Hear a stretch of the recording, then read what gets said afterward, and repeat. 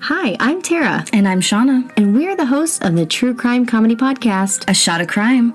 Join the Crime Coven and listen every Wednesday as we discuss all things true crime, paranormal activity, and pretty much anything that makes your skin crawl. We take a shot, or three, and discuss topics we find interesting or anything suggested by you, our listeners.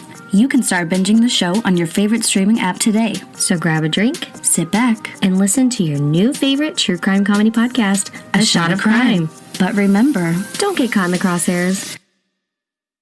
24-year-old Sydney Loofe no longer missing, but gone.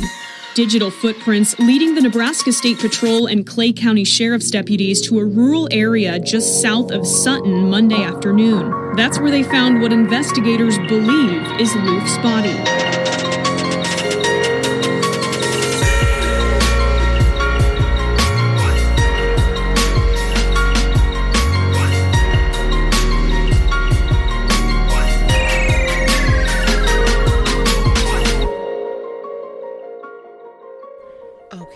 Or are we both holding our microphones like reporters? I suppose so. This is Creep It Real, coming to you live. Seriously. Back to you in the studio, Ash. Today we have a forecast of murder. Sunny. Oh, good. There, I was gonna make it sound cute, but you just got straight to the point. That's fine. Well, you know me. It's hotter than a witch's vagina in here. I wish you would have said something more like Sandy Cheeks Texan, but that's okay. Sandy Cheeks? Like, from SpongeBob? From SpongeBob. You know what? To be quite honest with you, I rarely watched SpongeBob. So I don't know who that is necessarily. Oh, well, okay. That made me feel like an absolute child. I didn't have cable when I was a kid either, so keep that in mind. Okay. You know what? In all fairness, I didn't either. I was forced to watch PBS. It was when I went to my grandparents' house that I was like allowed to watch Nickelodeon. Yeah? Me too. My grandparents, yeah. But I love PBS to this day. It's fine. Yeah. Between the Lions, I watched. That was my jam. But you're younger than me. Well, bit, so, that's true. Yeah. Oh, Mr. Rogers' Neighborhood. Mr. Rogers, I'm not that antique. What was on? It was, I don't know. Was Arthur, because I also have a younger brother, so I've kind of just watched, stuff with him too, because he was a little kid. Yeah. So he was 6 years younger than me. So yeah, Arthur was a big one. Yeah, Arthur was. Zaboomafoo. Zaboomafoo. Oh my God, yes. What was the other one? Zoom. I was thinking of the theme song. Oh, 2, 1, 3, 4. Send it to Zoom. What a bunch of dorks. Okay. All right. Okay. Hey, everybody. I'm Ashley, and this is Creep It Real. And today I have a very special guest with me, Bianca Mata. Hello. Here she is, back again. Back on what our a bullshit. Delight. Yeah. So thanks, everybody, for listening. It's been a couple weeks since we brought you our last episode about sex demons. And today we have something that's a little more serious to discuss. It is a case about a woman named Sydney Loofe, who was a 24-year-old woman living in Lincoln, Nebraska at the time of her disappearance in mid-November of last year, 2018. Her family and friends say that Sydney was having her second date with a woman that she had met on Tinder Wednesday, November 14th, and the following day she didn't show up to work at Menards, which is a chain of home improvement stores in the Midwest. What followed was almost 3 weeks where her agonized loved ones had no idea where she was, which culminated in an absolutely horrifying discovery that her body had been dismembered and scattered across multiple fields near Edgar, Nebraska. So, that's horrific. And we're going to go into the details of it now. Mm-hmm. The remains of Sydney Loofe, who was described as being short with blonde hair, were found in 14 pieces on December 4th and 5th of 2017, scattered in ditches across country roads near Edgar, Nebraska, and wrapped tightly in black plastic trash bags. So, really disturbing circumstances, I would say. That's, that's about as disturbing as you could get. Very disrespectful. So disrespectful. Well, yeah. I mean, I guess when you're murdering someone, do you really care? Probably not. No. Most of you murderers don't. I'm assuming. All of you murderers living here. Living here, listening. That's like that William Suff, the Riverside killer. He used to cut off body parts and discard them, and I thought that was super disrespectful. I find it interesting. We'll discuss that later, I guess. So, at the trial for the people who committed this murder, Sydney was described as struggling with depression, money issues, and a job that she didn't like, which that's basically everyone, sorry to say. But, so she sounded like all of us. And her father was a principal at the Lincoln High School that she graduated from in 2011. And her mother was a teacher in the same school district. Like I said earlier, she worked at Menard's home improvement store. I'm sure she, just like most of us, she was trying to make more money, would have liked to have made more money. Who isn't struggling with some depression issues nowadays? I mean, but, and then when you talk about money is the biggest stressor in relationships and in people's lives. When people work jobs they hate and they're not making the money that, they're not making ends meet, or they're struggling to make ends meet, it's stressful, and it really does hinder your quality of life and happiness. Yeah. So, as we mentioned, Sydney Loofe, on November 14th, she set up a first date through Tinder with a woman called Bailey Boswell, who on the Tinder app had called herself Audrey. Why? I don't know. I'm not sure. I have no idea. I mean, maybe she was like, I don't know, that would have been like the first red flag, wouldn't it? Like, why'd you... Well, but you didn't know that I don't think she knew that she changed her, or that, I don't think that Sydney Loofe knew she changed her name. It was just... Did she I'm sorry, did she refer to herself as Audrey were you there? On the date? Yeah. No. I know. What kind of a question is that? Never mind. We don't know. But she called herself Audrey. Yeah. Okay. So I know that during their first date, I had read that they drove around and smoked weed. Mm-hmm. And the next day, Boswell had texted Loofe saying that she couldn't sleep that night because she was thinking about a kiss that they had shared. Okay. And then they made plans to hang out later that day, and she picked her up for their second date. Yeah, on the 15th, right?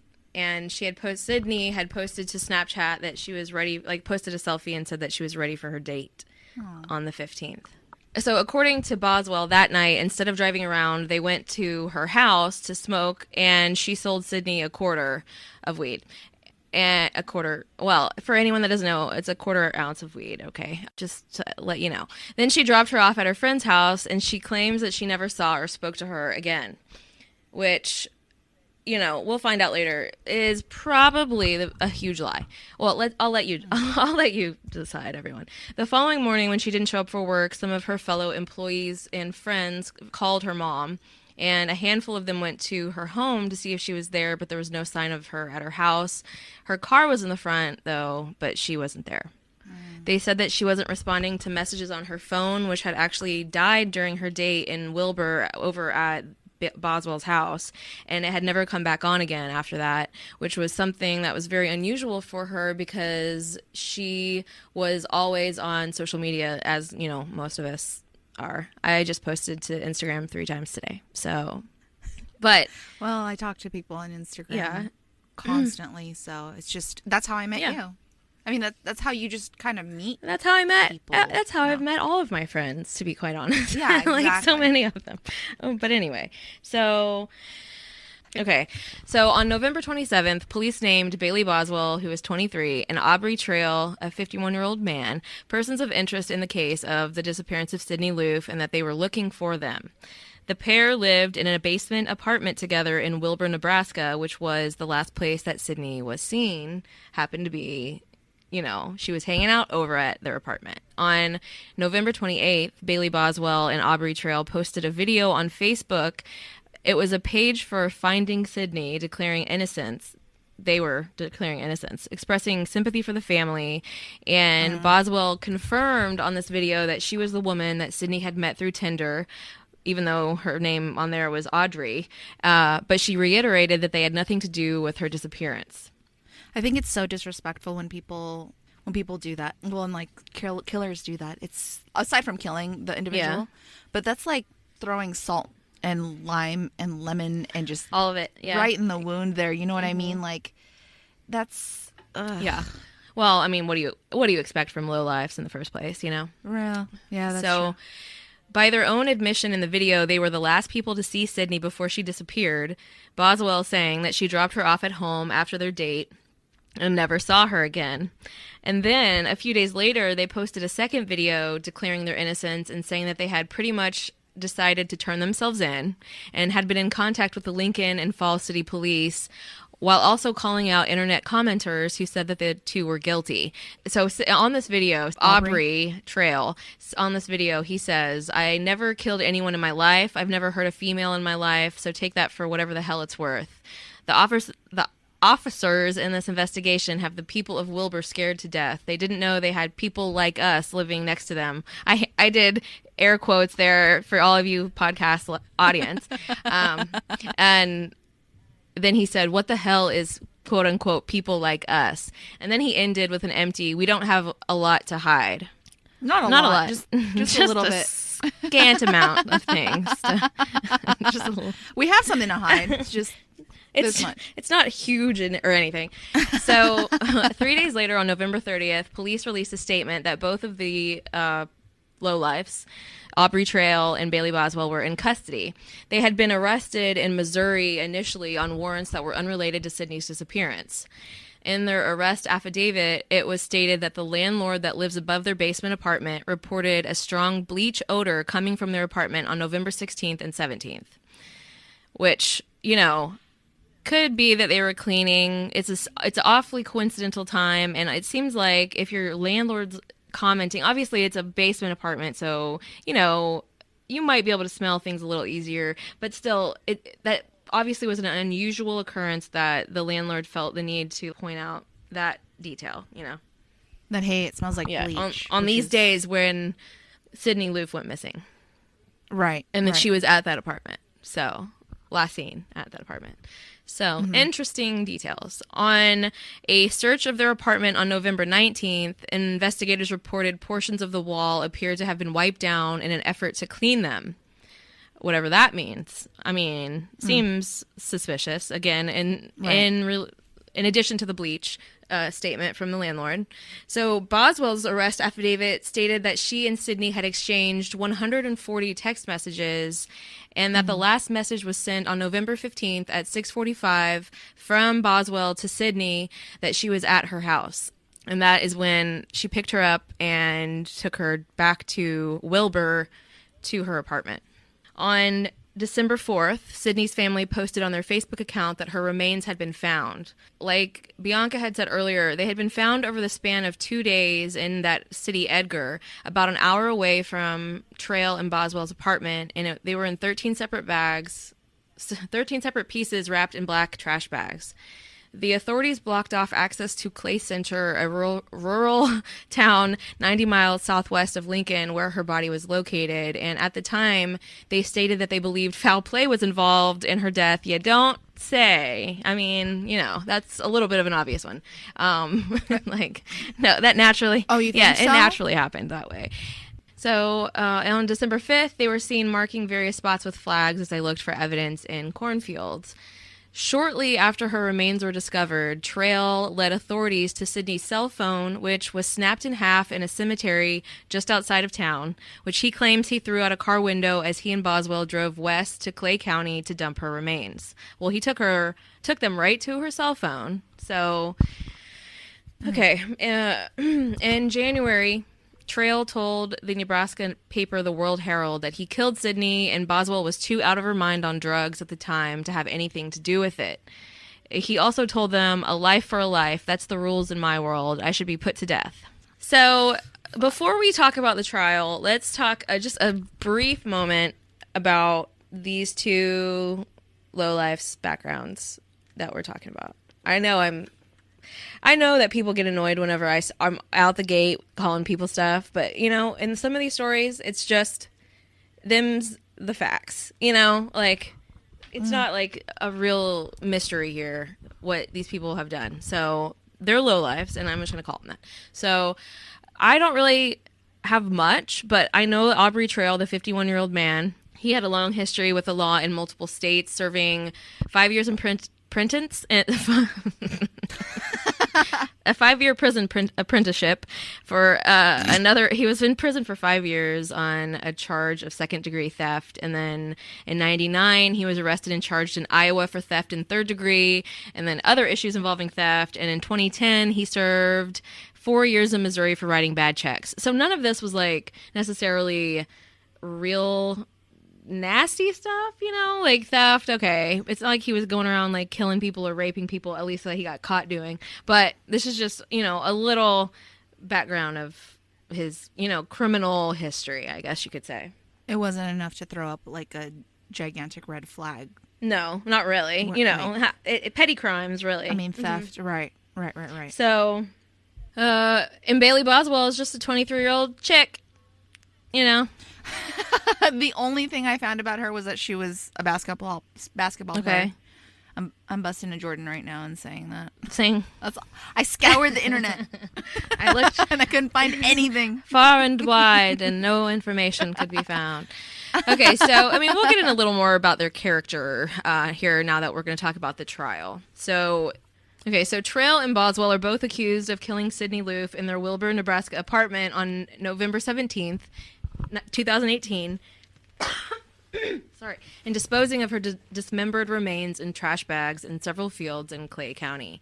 The defense claims that Sydney's death was an accident, which doesn't explain the dismemberment, following her around, all the other things that we'll hear that they did, while the prosecution contends that the murder was deliberate and premeditated. Initially, when he was arrested, Aubrey Trail claimed that Loofe was a willing participant in a sexual fantasy between himself and 2 other women, but again, that Boswell was passed out from drug use. I understand. I don't know if Sydney was bisexual. However, in my opinion, the excuse doesn't quite hold up in my eyes, because just the day before her appearance, she went out with not a 51-year-old man, but a 25-year-old woman. Yes, and I saw in my research that the FBI agent says he definitely does not, which I'll talk about in a little bit, but that he definitely doesn't believe that there was any knowledge on Sydney's part of a man even being involved whatsoever. And she even explicitly asked, so it's just going to be you and me on our date, right? And Bailey said, yes, LOL. You know, why do you ask? Or something like that. Yeah. Right. Well, I mean, not to mention, they were texting, like, you know, all day long. And, you know, we all have been there. When you kindle, like, a new relationship, all you want to do is, like, talk to and text and be around that new person. Yeah. And, in fact, Loofe had told her coworker, Tara Gehrig, how excited she was. But the next morning, Loofe didn't show up to work. And, like we said before, she didn't come home either. So her mother reported her missing to the Lincoln Police Department, and her car was still in the driveway. So, I mean, I think she was pretty sprung on Boswell, but then she had sex with Aubrey Trail. Like, it just doesn't, the excuse doesn't add up. No, it doesn't at all. And a lot of this stuff doesn't add up, but we'll see. You know, again, like a lot of these scumbags, their story just continuously evolves into a different story, you know. And as we all know, if it was the truth, the story would just stay the same, because there's not any variance in the actual truth. So it's not real hard. Right. According to... There's no, I forgot this. I forgot this part of the story. There's no, no, I forgot. No, this is actually what happened. There's none of that. This is what happened, and that's what happened. According to recently released court documents, Trail told an FBI special agent that he strangled Loofe with an extension cord. So he said this at some point, and then now it's that it was like a little during sex, and it wasn't something that malicious or anything. I mean, he just keeps changing it. Surveillance footage shown during the trial shows Boswell and Trail checking into a Lincoln hotel the day that Sydney went missing. It was later that same day that Sydney and Boswell, excuse me, I like mid-sentence lost my voice. It was later that same day that Sydney and Boswell met for their second date, on which they drove around smoking weed I know some people might be thinking that sounds like the worst date of all time, but, you know, it could be okay. It can be okay. The following morning, they were recorded on surveillance being Boswell and Trail, were the 23-year-old woman that Sydney went on a date with, and the 51-year-old man who was that girl's secret boyfriend, who they secretly lived together. And when I don't know if Sydney knew that was happening, if Sydney knew that Boswell lived in an apartment with a dude or not when she went over there, but talk about a shitty surprise. I mean, no kidding. Yeah, if some dude that I was seeing had half his age girlfriend there, I'd be like, and probably or right, double or his probably age girlfriend. bludgeoned you to death the moment you walked in the door. A little unsettling. Yeah, yeah, disappointing. Definitely disappointing. But so those two, they were recorded the next morning after that second date with Sydney. They were recorded on surveillance at Home Depot, where they purchased a hacksaw, drop cloths, and multiple snap blade utility knives. So, what the hell were they doing with that stuff? I mean, it was clearly premeditated. Why? I don't know. Why? Prosecutors say the pair also bought cleaning supplies and trash bags at Dollar General hours before Sydney was murdered on the 15th. So yeah, if that's not premeditated actions, I don't know what are. I mean, just happened to coincide. Right. Maybe they were just getting the place. They're like, we're cleaning all the brush out of the way and getting the basement just spick and span for our guests tonight so that we can have this, you know, record this orgy in our clean basement. No, I don't think so. Well, you can't have in addition, no, definitely not. In addition to that stuff, they bought meat grinders, weed cutters, and a folding saw at an antique store called the Aardvark in Lincoln, Nebraska that day. So it seems like they were really, really preparing for the dismemberment of a body of some sort. They either, I mean, come on. Yeah. They were either making sausage that night, and it just so happened to be the same night Sydney disappeared, or they were using this stuff to dispose of her body, which happened to be dismembered and disposed of in bags. And 14 bags. Just, come on.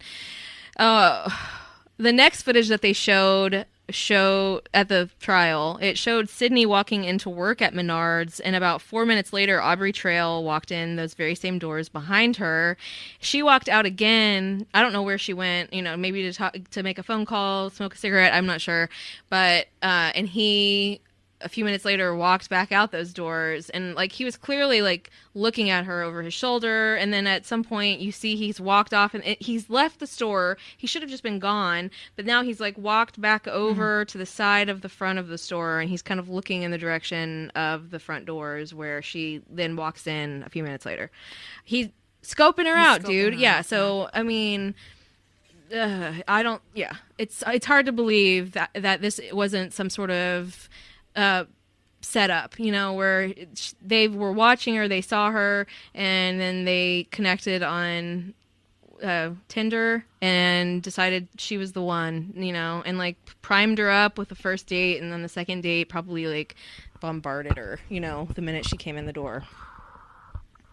So speaking of the orgy that we were talking about, he needed a clean place for his orgies.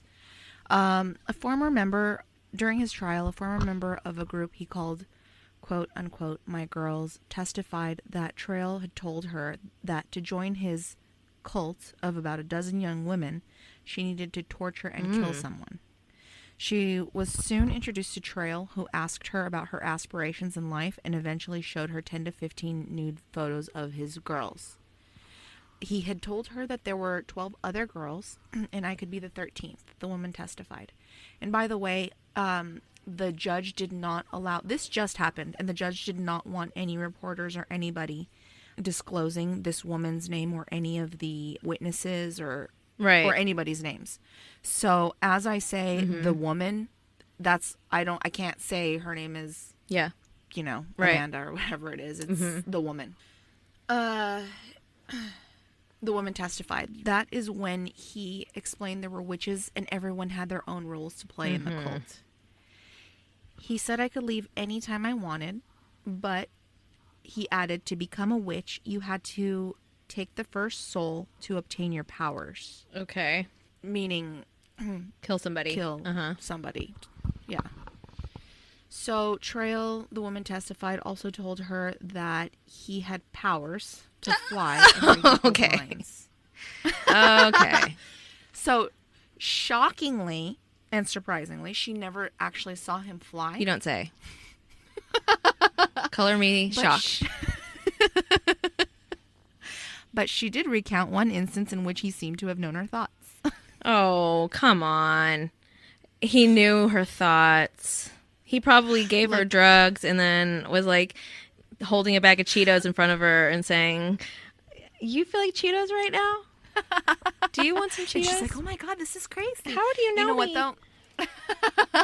I hate to constantly like ring this like bell, Let's ring it. but I did have an abusive ex who was really great at reading body language and micro expressions, and he used to use my own habits against me. Yeah. So there were times for me that like I swear to God I thought I thought he was able to read my mind, Well, regardless of how I controlled myself. Right. But that's manipulation. that's just abuse. Yeah, totally. Exactly. Yes. And like this guy is a con man, as I'll talk about a little bit. And so he probably does have a bit of a knack for kind of manipulating somebody's or interpreting someone's very slight gestures and cues and taking that. And, you know, it's like you're upset right now because you have a slight downturn of your, of your Right, mouth. exactly. And Exactly. anyway, and then they were Or you're probably doubting what you're saying because you whatever. Yeah. right, Exactly. and they were also clearly in a somewhat of a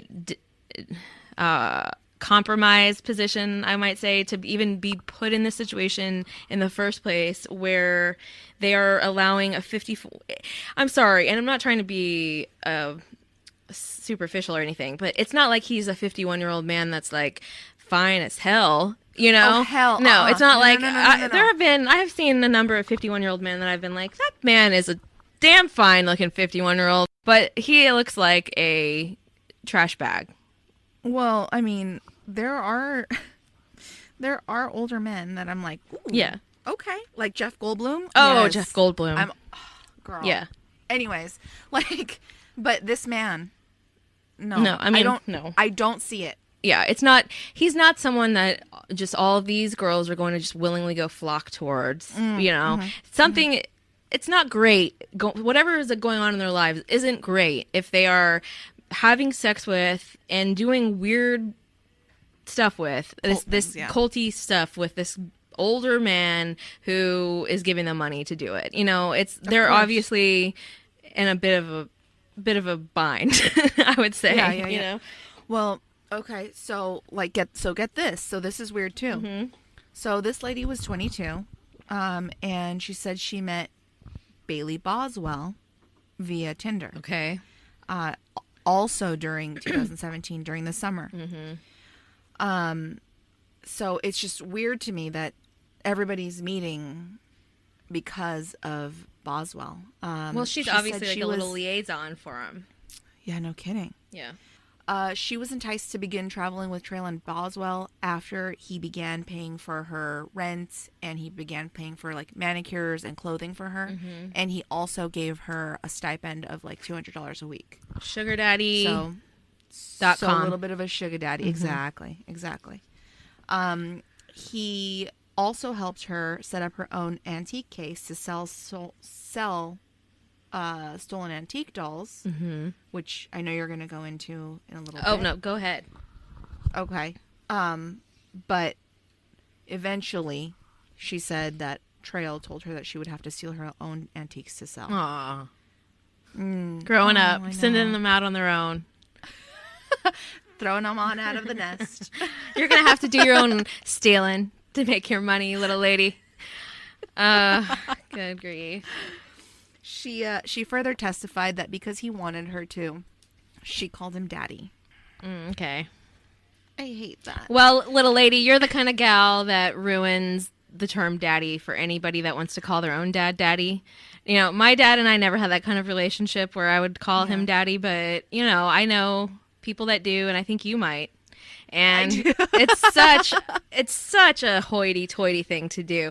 Honestly, I'm trying to think right now about the people I know who call their father daddy, and I'm pretty sure all of them were, at least when they were growing up, were wealthy. So, congratulations. Thanks, Ash. Thanks for congratulating me on my parents. You know, it's gonna happen for you someday, you know? I know. And I do. I call my dad Dad. Yeah, I know. I had a feeling. I think I knew it. I think I already knew it. But I would have had a feeling even if I didn't know it.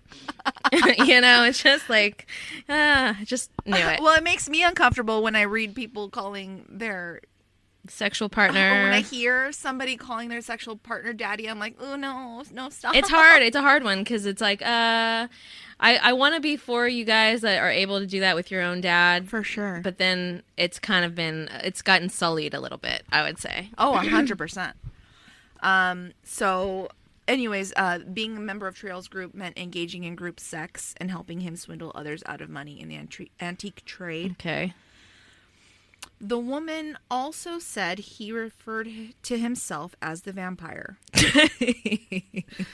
I just think that he was a lonely dude and just like most, and I don't even know if I would say I guess he's a cult leader, but I don't know if I would really even go that far. But just like similar to cult leaders, he, he's like has some weird sexual kinks that he is just kind of conning women into falling in line for whatever reason, and now they're facilitating his sick, which actually I don't want to say sick. If you want to call your man daddy and you want him to like spank you and tie you up and stuff, more power to you, dude. I think it's great, but don't just don't do it with some creep because he's like giving you $200 a week. Gosh, go make $200. Like, I guarantee you can do this yourself. Okay, at least take 7.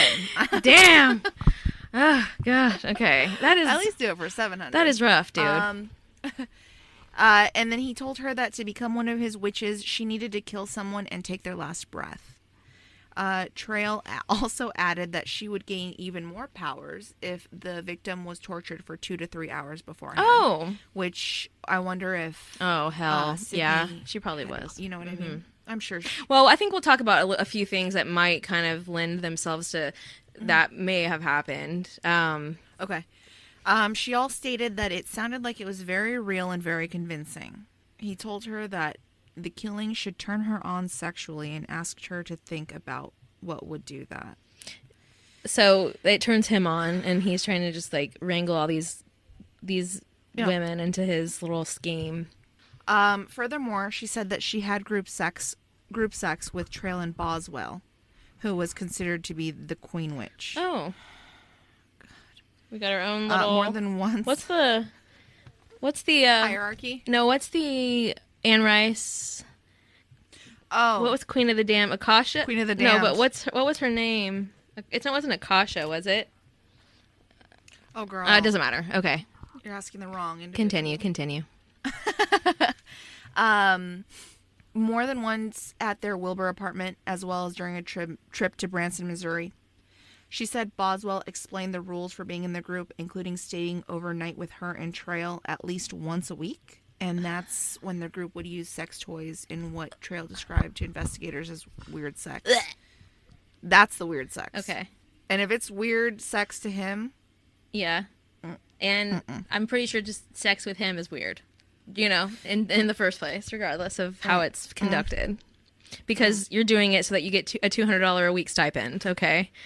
And rent, Ashley, and rent. Oh, and rent? Okay, I missed that part. I'm like, rent too? Well, shit. No, I'm kidding. You can... Well, now that you said rent... Well, I mean, it's like, that would be nice, but, like, get some freaking self... What's it? Respect. Esteem. Yeah, and respect. Make your own damn money, dude. Damn. Mm-hmm. I'll say damn one more time. Okay, continue. In August 2017... the woman said that Trail led her and Boswell to a Walmart in Beatrice, Nebraska, where they met a short, blonde-haired woman whom Trail and Boswell had met via Tinder, which sounds like they've got a little bit of an MO. Yeah, maybe they do. Maybe they were trying to find like the right Yeah. one.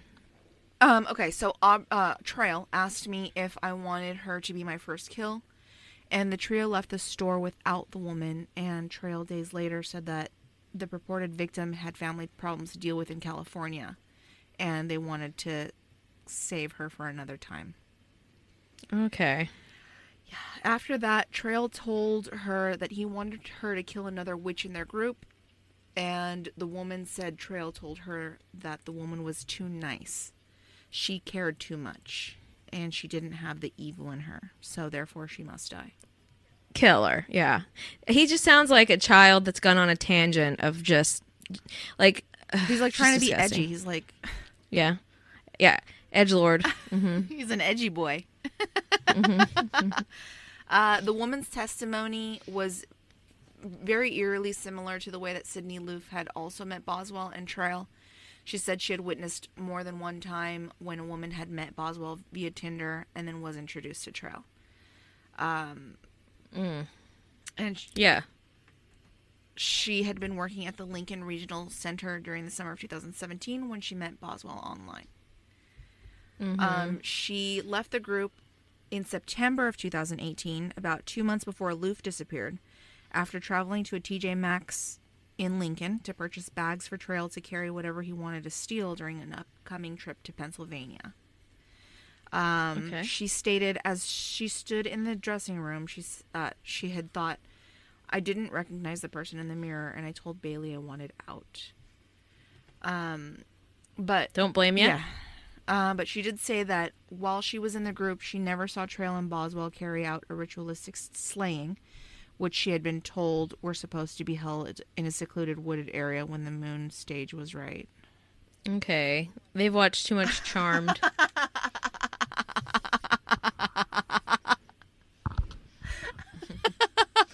It had to be the right moon stage, Ashley. I know. It's very important. She said she then moved back home but kept in touch with Trail, who continued to send her money when she asked for it. And the woman testified that Trail had once threatened to kill her family and boasted that he had killed several people if she had revealed what the group was doing, but that didn't happen, and the young woman said because they trusted her. I mean, basically, it sounds like most of these chicks just got lucky that they didn't get killed by this guy. I mean, they were just kind of scoping people out, obviously, which is cool. Yeah. So from the first time that he was arrested to the time that they were charged with murder, Aubrey Trail spoke to detectives 12 times.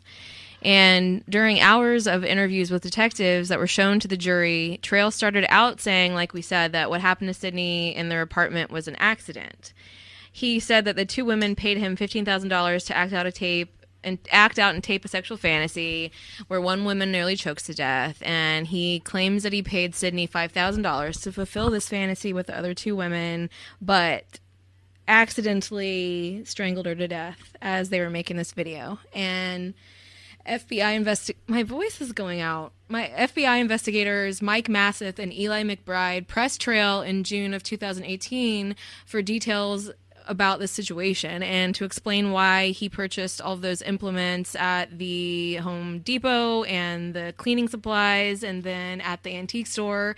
And initially, Trail had said that he used those for antiques, but an antique expert testified during the trial that they don't use saws on antiques unless they're being repurposed into something else. So clearly, I mean, obviously. Then Trail said he used them to cut Sydney's body up, but only because there was no way he was getting her body out of the house unnoticed unless he dismembered her, which I'm not sure if that's supposed to sound better for you or what. Like, I only did it because I would have gotten caught taking her body out of the house if I didn't. Oh, that's the only cut her reason into you did pieces. it? No. Never mind. My bad. No, you're free to go. Pass go. Yeah. So... later, he claimed that it was a ritual in his religious beliefs that made him kill her and dismember her as he did. He elaborated and said that they had to cut her up and drain her body of blood to release her soul to the gods in a sacred spot.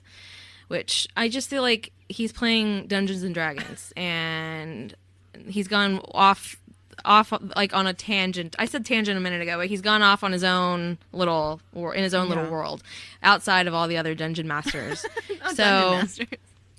I don't remember I don't know all that stuff. Oh, you don't remember? Did you used to do it?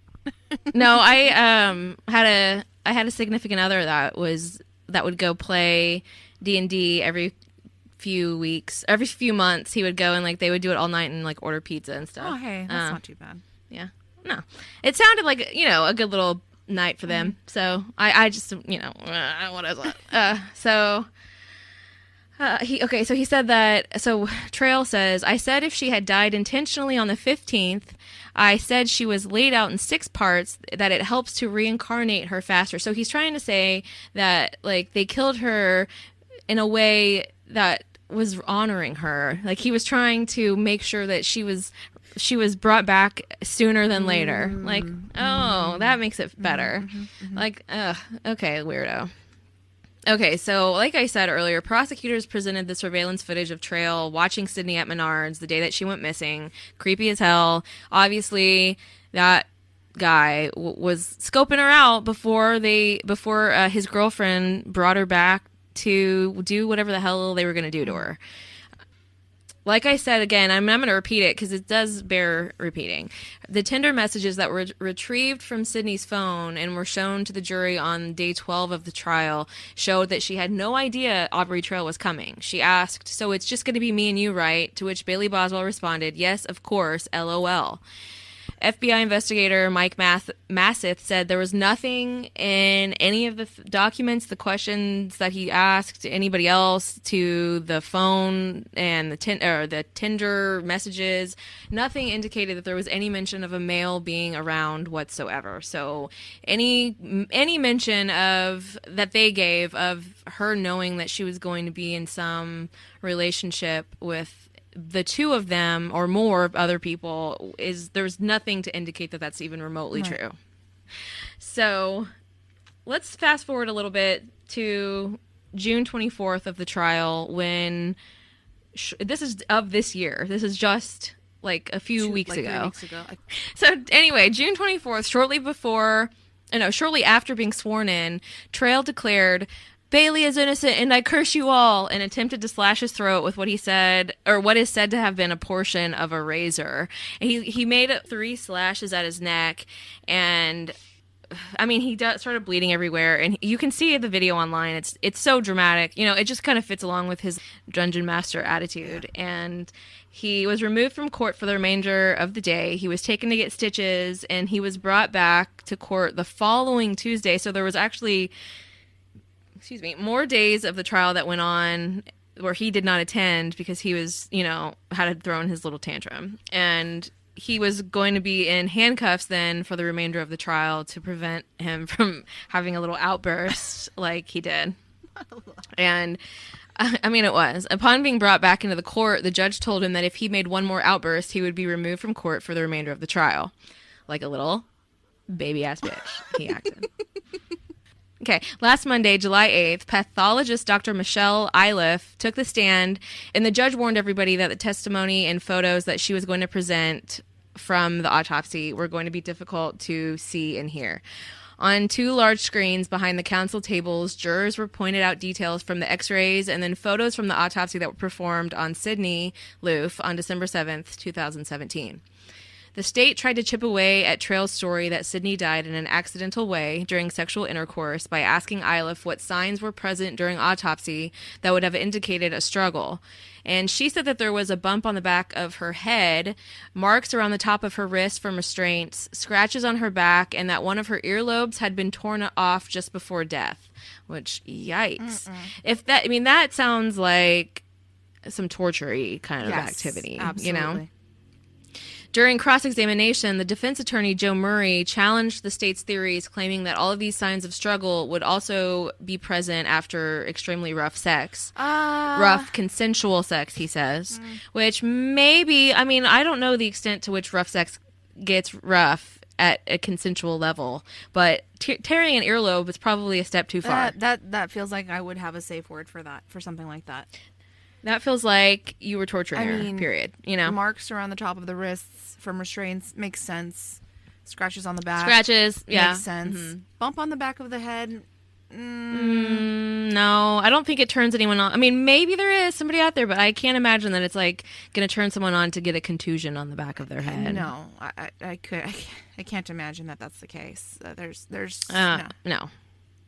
Loofe also could not confirm if Sydney's organs, which had been missing at the time of the discovery of her body, were taken for ritualistic purposes, as had been claimed with the witch cult situation, or if it was simply animal predation in the time after they dumped her and before she was discovered. It's possible, so we don't really know. She also stated that Sydney's Loofe, the forensic pathologist, she also stated that Sydney's hyoid bone, the U-shaped bone in the back of the neck, which we talked about in the Mitrice Richardson case, that it could be broken during sexual asphyxiation, but it was not at all common for that to happen, and Sydney's hyoid bone and part of her neck bone were missing when her remains were discovered. That said, Dr. Loofe was still able to determine that she died at the hands of another, the means of which definitely included strangulation. So they may have dismembered her, and they may have gotten rid of some key bones in the body and maybe her organs, but they weren't smart enough to cover it up completely, because the pathologist could still determine that she was actually murdered, and it was it wasn't an accidental dismemberment that happened. Right. So later that afternoon, Stephen Symes, a leading forensic anthropologist from Mississippi who specializes in knife and saw mark analysis, which I was like, man, that is amazing that there are that specialized forensic anthropologists and whatnot. Yeah. He was able to determine that the tool that was used to dismember Sydney was a hacksaw, which was similar to the one that Trail purchased just before Sydney's murder, due to the fine teeth marks that the blade made on her remains. He said that these marks were made with a blade of 25 teeth per inch, or maybe a little less, which is very, very per inch detailed. That's tiny. Yes.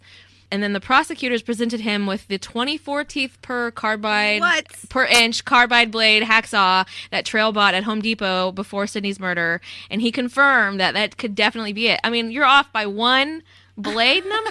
I mean, that's crazy. Oh my God, that's nuts. Right. So, Okay, so Trail has, of course, admitted to dismembering Sydney, but he has denied using the hacksaw, clearly because this would suggest premeditation of her murder, which is something that he, in the defense, denied took place. But you can see that in the videos, that he bought a He bought a hacksaw. It doesn't matter. Before her murder, and it happened to be within one tooth off of what the forensic anthropologist determined to be what type of blade was used to dismember her body. So, it's just another one of those times where it's like all the details in the story are so coincidental. Right. Is there seriously this many coincidences just lambing all over the place in one situation? I don't think so. On July 9th, last Tuesday from this week that we're on at this very moment when we're recording, in trial, Trail spun a whole new story saying that everything he had said prior was bullshit. He said that there was no video, there was no sexual fantasy, and there were no other people in the room at all. Crazy. He now claimed that he and Boswell knew Sydney for months prior to the arrangement, for months prior to the two arranging to meet up on Tinder, even though she never was like, why do you call yourself Audrey?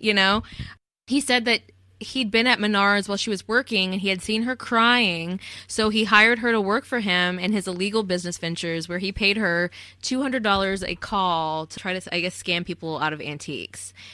So he says Sydney didn't like ripping people off, and eventually this led to her leaving the group. And then he claims months later, Boswell was browsing the Tinder app and saw Sydney and wanted to get her to rejoin their group. And then he claims that Sydney didn't even recognize Boswell's Tinder glamour shots, and that's why I guess she didn't question the different name. And they set up a date between the two, and he claimed that first date rekindled the two's romance, but Sydney was still reluctant to join the group, which made money by scamming people out of money for counterfeit coins and selling stolen antiques. And all of this This whole thing is essentially within 1 day span, less than 24 hours. Look. That she was reluctant to join the group and all this, drama. But what about the text messages? That had no indication of any of this stuff whatsoever? Exactly. Right. It's just more lying, Of course. Oh, so he then claims that on the next day, their second date, the ladies ended up in Wilbur at he and Boswell's apartment where it eventually turned into a sex party. So first he says that he choked Boswell with an electrical cord while she had sex with Sydney, but then it was Sydney's turn and she had to be choked to quote unquote enhance her experience. And she was also handcuffed. He said he knew something was wrong when Sydney started to have a seizure, you don't say, and stopped breathing again, at which point he tried to do mouth-to-mouth, but it didn't work, he says. Probably because that bitch doesn't know how to do mouth-to-mouth in the first place, but you also probably didn't even try to do it. And, he said in hindsight he should have called 911, but he didn't because he and Boswell both had warrants. What do warrants have to do with that? I guess he didn't want to be taken to jail for killing. So he insisted it wasn't his intention to choke her to death. He said, I use people for money. I use people for sex. Killing someone was counterproductive. He claims all the stories about blood and witchcraft that he told, he only did this so that he could get out of his cell and drink coffee while speaking to the FBI. So he busted an Ed Kemper? Yeah.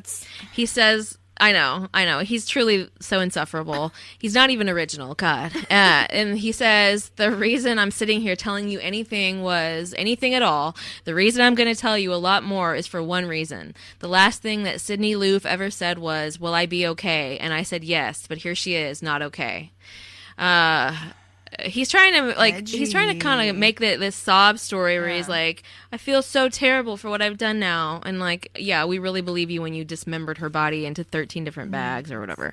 The same day, the July 9th, the FBI agent Mike Mathis testified regarding letters that Trail had passed to Boswell while they were in jail. And these letters were often in code and indicated that Trail wanted to paint himself as the villain and wanted Boswell to say that she was forced to help him dispose of Sydney's dismembered body. They also found instructions in her cell, so she's also a little bit of a genius, on how to decipher his code, which I'm sure wasn't too difficult. And I guess that she needed to keep that key in order to be able to keep it in mind. But yeah, I'm like, good hiding. Yeah, for sure. Trail on these letters, Trail spoke about Sydney, her murder, and the disposal of her body in this genius level code as if she were drugs being delivered, cut up, and bagged, etc. So cool. He told her, here is your story, in one of them, where he went on to say that she had been told she was participating in a snuff film where it had to look very real and like a woman was choked to death. So pretty much laid out their lie. They're like, here's a bunch of lies that I'm going to tell you. I mean, I would have thought that if he's going to go through the whole thing of making them be in code and all that like the final instruction would be destroy after reading instead of let me keep these hung up on my cell wall so that investigators and police can come in and read them decoded, hung up like a freaking band poster. Maybe he just what assumed an that idiot. she wasn't a complete goddamn moron. I mean, maybe, but maybe. Clearly not. Here's the code. Here's this. here's what I've here's uncoded them and they're hung up. Like, oh my gosh. She has a poster that she's written, like a motivational poster. Hang in Just there. lie. It'll be okay. Whatever. I don't know. So in closing arguments, Trail's court-appointed attorney argued that the state had failed to prove beyond a reasonable doubt that the murder had been premeditated and that it more so fit the description of involuntary manslaughter. But as we found out at the beginning of the show, well, did we find out? Maybe we didn't. He was convicted. They found him guilty of premeditated murder. Okay, so that's what the jury decided. on Thursday, July 11th, 2019. 6 days ago. Which, yes. Oh, yeah. Oh, my God. Less than a week ago. A second phase of the trial began to determine if Trail's actions qualified for the death penalty or not. Prosecutors, meanwhile, maintained that Trail had conspired for weeks to lure a young woman via the internet for the purpose of homicide. and Trail and Boswell both face the possibility of the death penalty if convicted. However, Trail told the World Herald that he would welcome it. So, as of today, July 17th, 2019, Aubrey Trail, who is a 52-year-old ex-con, has been convicted of first-degree murder as well as conspiracy to commit murder. And his 25-year-old girlfriend, Bailey Boswell, has also been charged with first-degree murder in the slaying and dismemberment of Sydney Loofe, who was a 24-year-old from Lincoln, Nebraska. Bailey Boswell's case, however, or her trial, however, is scheduled to start on October 15th, 2019. And at that point, we'll cover it again. Yes. So we'll come back with part 2. I mean, regardless, these motherfuckers are guilty. Well, I guess Bailey isn't yet, but Aubrey Trail is guilty of murdering and dismembering Sydney Loofe, right, and tossing her about in fields. So good on you. But we'll cover, like I said, we'll cover the part 2 whenever the trial comes out. When the trial comes out, whenever like it's a movie. Well, when her trial comes in October. So that's present day, and then as far as our thoughts, opinions, and theories on the matter, you know, obviously I haven't really hidden my thoughts and feelings and opinions about the matter the whole time we've been recording, much to the chagrin of some of you out there.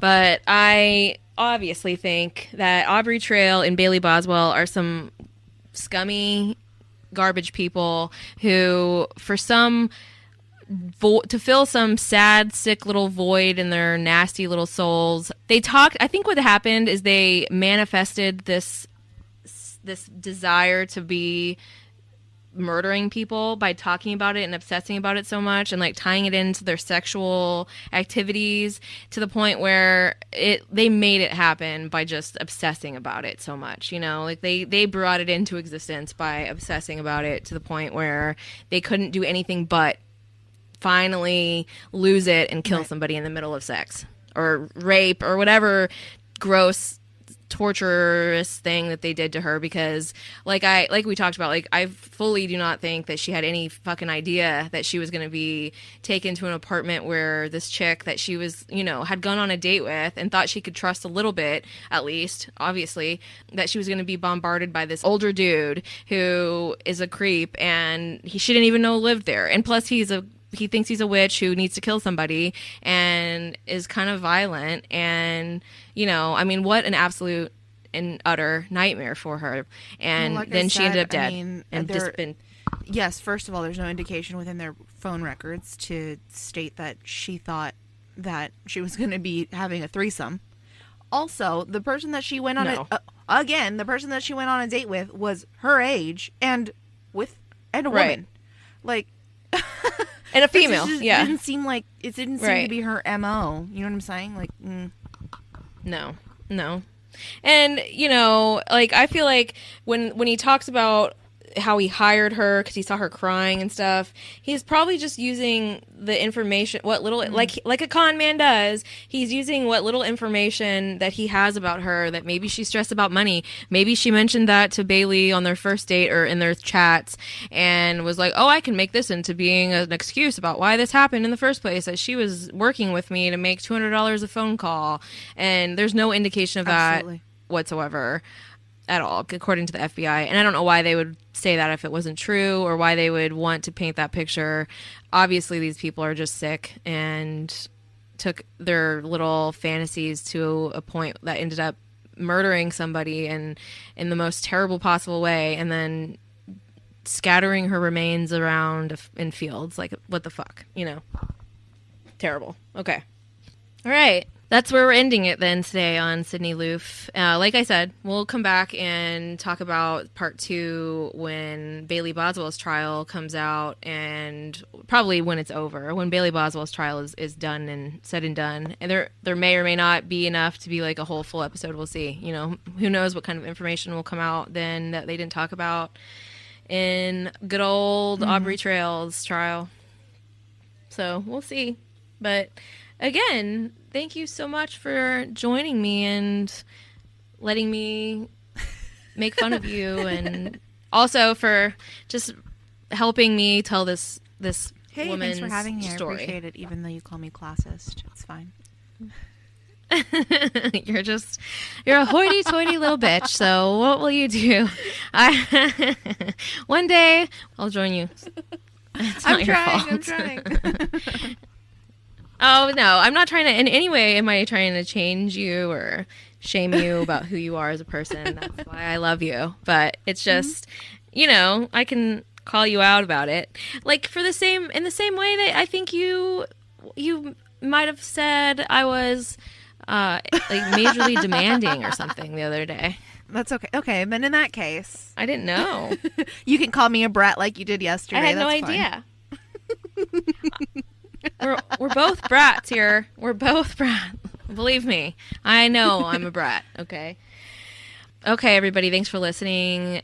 We are, I think, back in the swing of things, and here we are bringing you a hour-plus episode. So thanks for sticking with us. Thanks for being patient with me. And things aren't exactly as easy and normal as they will hopefully become. So that's why, I appreciate that you're just accepting that sometimes episodes just taking a month to come out. So anyway, if you want to email me, feel free. You can do it at creepitrealpod@gmail.com.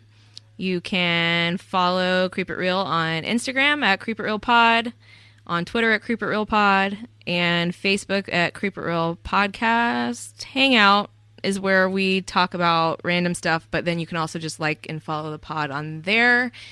Obviously, if you are sticking around to this point in the show, you have enjoyed us enough that you maybe could give us a 5-star rating on iTunes or whatever app that you listen to your podcast on. And if you really want to go the extra mile and take 5 minutes of your day to leave a positive review to balance out the occasional icky ones, then I would love it, and I would love you, and yippity-doo, okay? So, also, just, you know what? Somebody recently suggested this case to us, and we did it in a matter of weeks. So, that is another lesson to be learned for everybody. Email me ideas, dudes. I will take them and do cases about it. And, it's stuff like this that, honestly, I didn't really even hear about really that much, and it's a kind of local to Nebraska, which I know we have some Nebraska listeners, and here this is the second time, I think, maybe the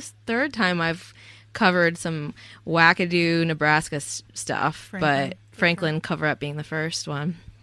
But, which is going to have Franklin Part 3 coming up sometime soon, and because I got a secret email from someone, and it's gotten me back on the Franklin boat, even though now I say that out loud, I'm kind of worried I'm about to get shot. Don't. But good cliffhanger. Okay. All right. We love you. I don't think there's anything else that I was going to say. Bye. Creep It Real.